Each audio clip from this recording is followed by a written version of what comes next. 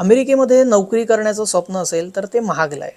मात्र आता अमेरिकेमध्ये नोकरी करत असाल आणि तुमचं EAD जर आता व्हॅलिड नसेल, त्याची व्हॅलिडिटी जवळ आली असेल, तर तेही तुमच्यासाठी आता टेन्शन वाढवणार आहे. कारण आधीचा जो नियम होता तो बदलण्यात आलेला आहे. ट्रम्प हे परदेशी नागरिकांना सातत्यानं धक्के देत चाललेले आहेत.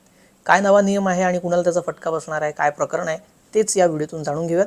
नमस्कार, मी श्रेयस पांडे, तुम्ही पाहताय न्यूज 18 लोकमत. तर झालं असं की 30 ऑक्टोबरची डेडलाईन देत EAD बाबत महत्त्वाचा निर्णय घेण्यात आलेला आहे आणि त्याची घोषणा करण्यात आली. EAD म्हणजे काय? एम्प्लॉयमेंट ऑथरायझेशन डॉक्युमेंट, जे अमेरिकेमध्ये तुम्हाला परदेशी नागरिकांना काम करण्यासाठी लागतं. मोठ्या संख्येने परदेशी नागरिक हे अमेरिकेमध्ये परदेशी नागरिक आहेत, ते काम करतात. भारतीय जे आहेत ते मोठ्या संख्येने तिथे आहेत, त्यामुळे थेट भारतीयांना त्याचा फटका बसतो.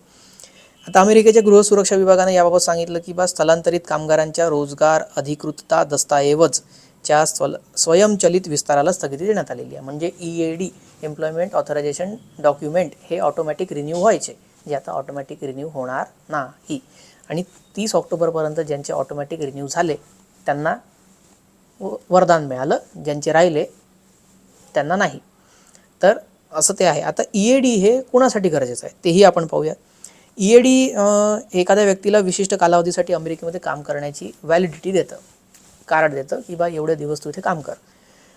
कायमस्वरूपी काम करायचं असेल तर त्यासाठी ही EAD लागू होत नाही, कारण तिथे ग्रीन कार्ड असतं. अमेरिकेचा परमनंट सिटीजन व्हायचं असेल तर तुम्हाला ग्रीन कार्ड हवं. आणि त्यानंतर जे गैरस्थलांतरित असतात, ज्यांना H-1B विजा दिला जातो किंवा L-1B विजा असतो, त्यांना देखील या डॉक्युमेंटची गरज नसते. मला एखाद्या प्रोजेक्टसाठी समजा तुम्हाला किंवा मला जर बोलवण्यात आलं US एका कंपनीने 1 वर्षासाठी, तर 1 वर्षाचं EAD एम्प्लॉयमेंट ऑथरायझेशन डॉक्युमेंट हे तिथून मिळेल आणि त्यानंतर तेवढं काम करता येईल.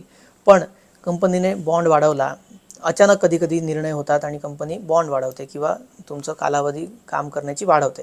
अशा केसमध्ये जो बायडन यांचा निर्णय होता की तुमचं व्हॅलिडिटी जर लॅप झालेली आहे तर तुम्हाला 540 दिवस अमेरिकेमध्ये राहता येत होतं आणि नोकरी करता येत होती, किंवा एक नोकरी तिथली तुमची गेली किंवा संपली तरी तुम्ही दुसरी नोकरी 540 दिवस राहून तिथे शोधू शकत होता किंवा परत तुमचे मार्ग खुले राहत होते. मात्र आता तसं होणार नाही आहे. आता त्याबाबतचे हे नियम कडक करण्यात आलेले आहेत. सातत्यानं परदेशी नागरिकांच्या बाबत ट्रम्प हे कठोर निर्णय घेत चाललेले आहेत. तुम्हाला या निर्णयाबाबत काय वाटतं हे कमेंट करून आम्हाला नक्की सांगा.